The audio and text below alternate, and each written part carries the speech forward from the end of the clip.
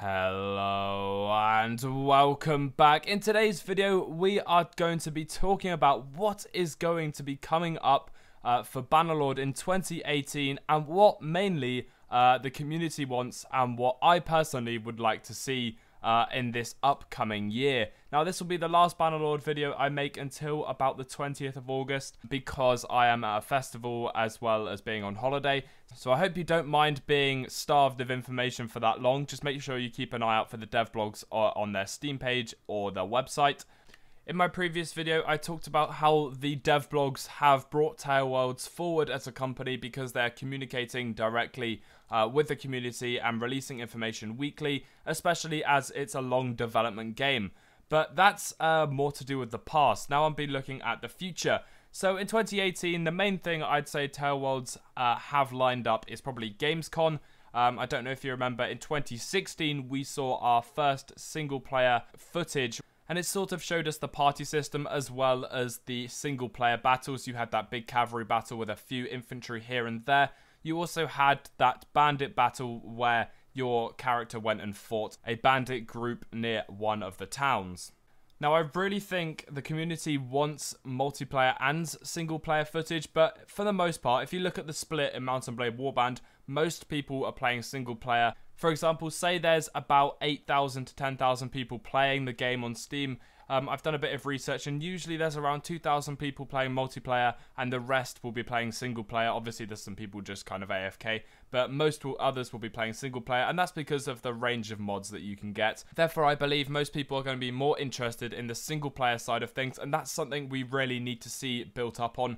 We want to see a few more mechanics in motion and actually being used in game, and we just want to see how far it's come since 2016. Hopefully we can see some changes that have been worked on. Even if not, we can see some different features such as the town menu that was talked about in one of the previous dev blogs and see that in operation and see how the towns work as well as the battles, see if they've added anything more in that respect, and also just general features that they haven't talked about in any dev blogs. Now, last year we did have a demonstration of multiplayer footage, and multiplayer is the side of the game that I'm the most interested in. I really like single player as well, but personally multiplayer is my preferred area. And it looked really good. It was sort of similar to the Napoleonic Wars a co-op battle. I forget what it's called exactly, where you can have your character and then they're followed by about 20 AI units. But this is obviously way more in depth, where you could customize your small party that you could bring into the battle. You could also decide which unit you were preferring. I imagine there's a balance factor where you have a certain amount of cavalry slots and a certain amount of archer slots, like you would have had on the multiplayer servers in Warband, where only a certain amount of people can go archer. Otherwise, it's kind of too imbalanced and people tend to spam. Also, for example, say one whole team went cavalry and the whole other team went archer, the cavalry are easily going to dispatch of all the archers. Personally, I'd like to see the multiplayer side of things expanded on greatly. I really want to see just how the multiplayer is going to work. I know it's going to have, I think it's ranked servers where you'll have people that are better playing together and then the people that aren't so good playing together, which I do like.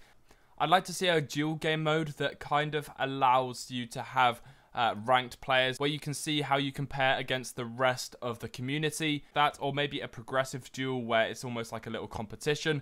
That would be quite fun. I also really want to see the Siege multiplayer developed a lot more than Warband, where we'll be able to use a range of Siege weapons, including catapults and trebuchets and ballista, all that sort of thing. That'll be really interesting to be integrated. Obviously, we have the destruction mechanic, where if you hit a section of the wall, especially on the crenellations, I think, that will collapse.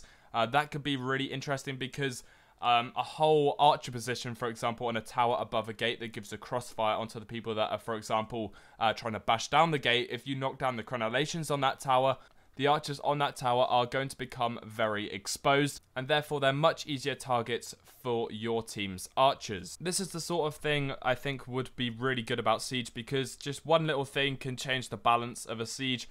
We know that there's going to be destruction of whole walls. We did have this in some of the Siege servers in Warband, where if you launched enough rocks from the catapult, you actually would be able to destroy the wall. Now there's going to be an actual mechanic for that, I imagine, where if you destroy the wall, you can kind of maybe rush cavalry in and then maybe rush infantry and then follow up with archers, and it will just change the whole dynamic of the siege. The defenders will have to adapt to that. But they are the mainstream things most people are expecting, which are siege, duel, and co-op battles. I'm sure we're going to have quite a few different game modes. I'd like to see things like capture the flag, maybe. I really like the idea of that in Warband, but it just didn't really kick off with the community because not that many people play it. But I really think a capture the flag game mode could be really awesome, where you have to take a flag back to a certain position after capturing it from a certain point on the enemy's team. That could be really good because it would change the dynamic of the battle a lot. For example, to begin with, you're going to have to attack a certain position that's going to have to be defended because the defenders are obviously trying to defend their flag. However, if you capture that, you are then in a mobile defensive position where the original defenders are now going to be trying to attack you. Now, different strategies could be implemented. For example, you'd have to go quite heavy on the infantry side of things as well as archers for support. Maybe a few cavalry to harass the enemy if you're the defenders. If you're the attackers, you want to be going, again, infantry and a few archers because the infantry are going to be able to basically do the most damage to that original defense. But I think that could be a really good game mode. Now, one idea that I took from Battlefield, which is where you have that progressive capture points almost. I can't remember what it's called because I didn't actually get Battlefield 1, but I've watched a few videos on it. But basically there are like 2 capture points, or maybe 1 capture point, I can't quite remember, in a certain section of the map. And then once you've taken those 2 capture points, you advance to the next 2 capture points and then to the next 2 capture points.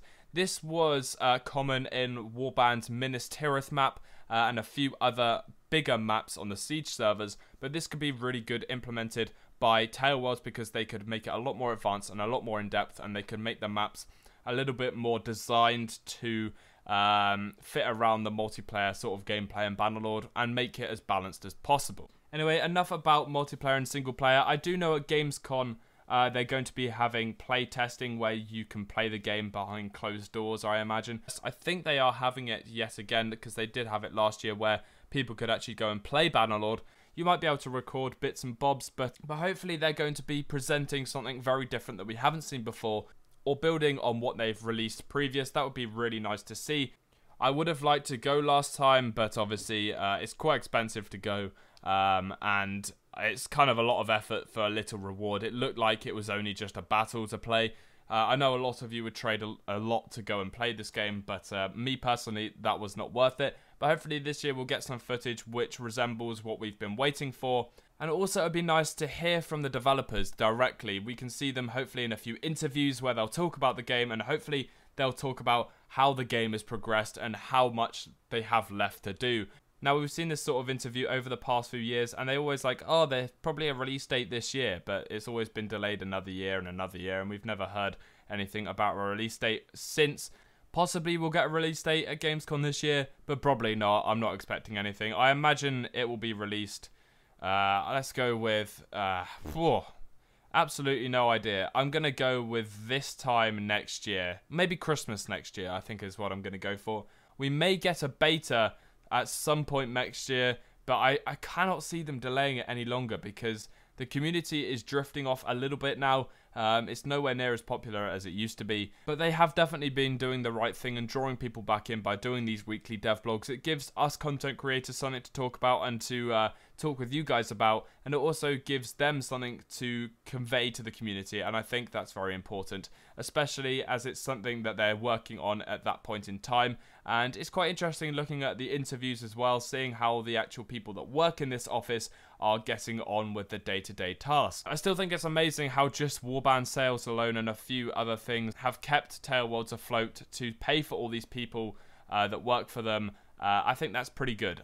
Anyway, that will pretty much wrap it up for what I want to see in 2018 from Mount and Blade to Bannerlord. I hope you have enjoyed this video. I'm about to drive off with my friends to go off to a festival in a minute, so I'll be back around the 20th. I have got some scheduled uploads prepared, ready for you guys to watch when I'm away, so I hope you do enjoy those. There are some real good ones in the mix. Anyway, thank you so much for watching. I hope you have an absolutely brilliant day and a brilliant summer if you're, not working. But even if you are working, I hope you have a good summer as well. Take some time off, go on holiday. You know how it is. Anyway, guys, I'll stop talking now. I hope you have a brilliant day, and I will see you in the next battle. Walking